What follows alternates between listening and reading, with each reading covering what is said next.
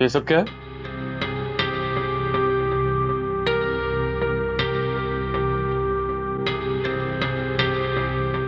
इस तरह की हरकतों से क्या साबित करना चाह रही हो? कुछ नहीं होने वाला इन खिदमतों से। ज्यादा कनीज़े आजम बनने की जरूरत नहीं है।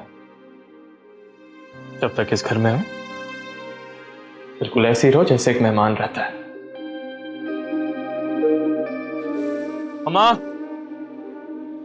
मामा।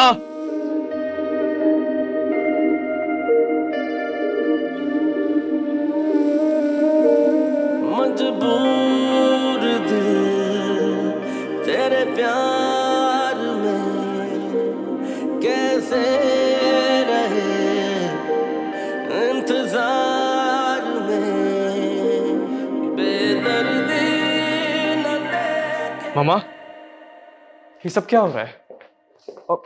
आप ऐसा होने क्यों दे रही है? मैंने तो मना किया था, मगर उसने एमन ने जिद की थी तो मैंने इजाजत दे दी। तुम कुछ ज्यादा उल्टी सीधी जिदें नहीं करने लगी हो? क्या जरूरत थी ये सारे तमाशे की? क्या चल क्या रहा है तुम्हारे दिमाग में? अब वो भाई भाभी ने मुझे इतने प्यार से कहा था कि वकार ने इतने टाइम से कुछ नहीं खाया, मैं उनके लिए कुछ बनाना चाहती हूँ, मुझे इजाज़त दिलवा दो। तो बस मैं भाभी को मना नहीं कर पाई। अच्छा ठीक है, लेकिन आइंदा मैं ना सुनूं कि तुमने इस किस्म की कोई हिमाकत की है। भाई मुझे आपसे कुछ पूछना था। अगर विरसा भाभी आपके लिए खाना बना देती हैं तो इसमें बुराई क्या है? आप क्यों इतने खफा होते हैं उनसे?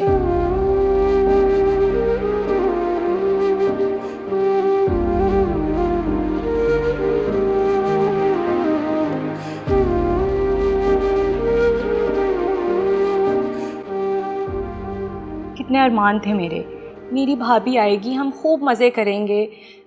यहाँ कुछ नहीं सोचा था मैंने, मगर सब बर्बाद हो गया। मम्मा क्यों हो रहा है ये सब? सब ठीक हो जाएगा।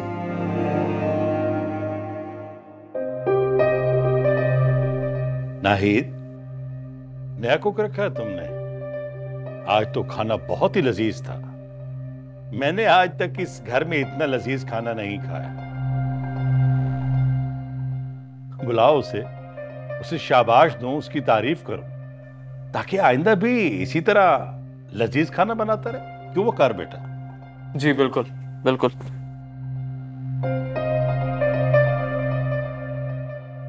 अरे बुलाओ ना उसे। नहीं, कोई नहीं बुला के लाएगा। क्यों बेटा? क्योंकि खाना विरसा भाभी ने बनाया है।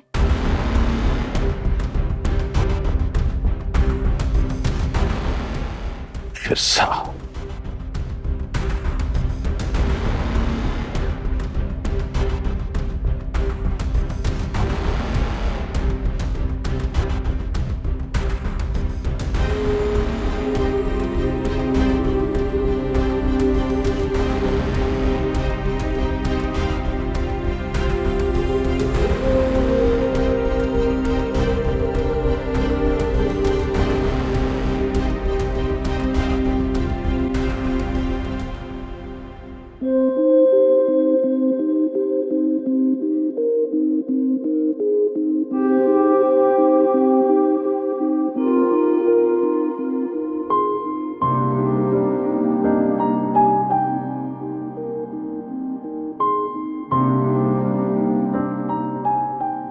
मुझे तो लगता था बाबा के रिएक्शन देखने के बाद ये जो तुम्हारा खिदमत करने वाला जज्बा है सर्द पड़ चुका होगा, लेकिन नहीं, तुम तो अब भी तैयार हो मदर टेरेसा बनने के लिए।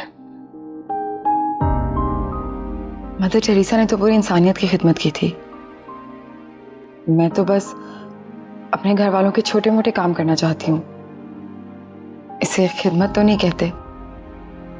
अच्छा तो चलो ये बता दो, कब तक ये स्टूपिड से छोटे मोटे काम करती रहोगी? ये तो नहीं जानती, लेकिन जब तक आप करने देंगे तब तक करूंगी। ऐसा ना हो तुम्हारी इन स्टूपिड हरकतों की वजह से कल वो सारा का सारा खाना डस्टबिन में ही ना फेंक दें। ये बात जितनी जल्दी तुम समझ लो उतना ही अच्छा है तुम्हारे लिए बिरसा। इस घर में कभी तो ना कोई तुम्हें बहू तस्लीम करेगा और ना ही कभी तुम्हें वो इज्जत मिलेगी जिसके बारे में तुम सोच के आए हो। कुछ ना मिले, नहीं चाहिए। बस आपकी नफरत दूर कर लूं तो समझूंगी कि सब मिल गया।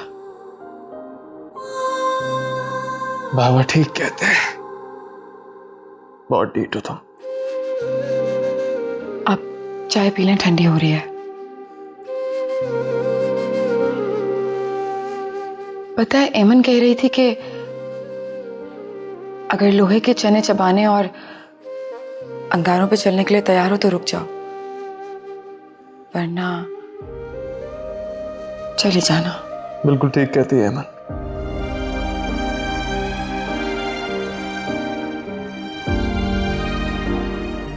लेकिन मैंने फैसला किया अंगारों पे चलने का। इन अंगारों पे चल के खाली पांव नहीं जलेंगे, पूरी जल के खाक हो जाओ। आप होने देंगे मुझे? तो फिर हो जाऊंगी।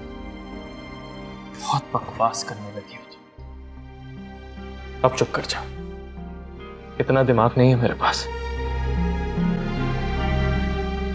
शायद तुमने कहा था दिल घर है तुम्हारा, फिर क्यों चाहा ना घर का बसाना।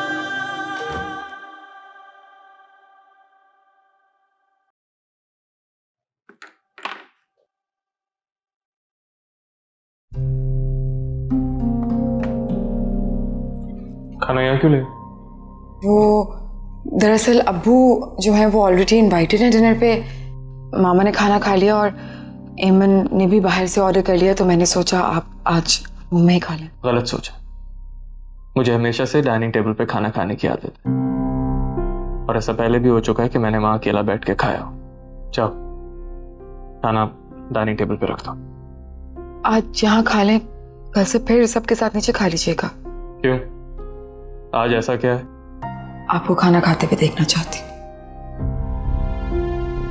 तुम कुछ ज्यादा स्टूपिड हरकतें करने नहीं लगी हो?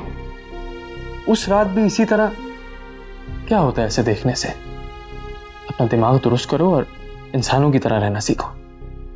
कुछ मिलता है क्या किसी को बिला वजह इस तरह देखने से? खामखा सामने वाला बंदा बस कंफ्यूज ही होता रहता है। आप कभी देखेंगे तो आपको इस बात का जवाब खुद ब खुद ही मिल जाएगा। तुम कोई शायरी वायरी तो नहीं करती? क्यों, आपको शायरी पसंद नहीं? शायरी तो पसंद है, लेकिन कोई शायरा मेरी बीवी नहीं हो सकती।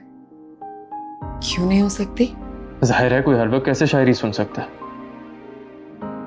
और तुम्हें देख के तो ये लगता है तुम बहुत ही बुरी शायरी करती होगी। मैं शायर तो नहीं, लेकिन बीवी के शायर होने का वो मतलब नहीं जो आप समझ रहे हैं। खैर, मतलब जो भी हो, तुम कौन से यहाँ रहने वाली हो?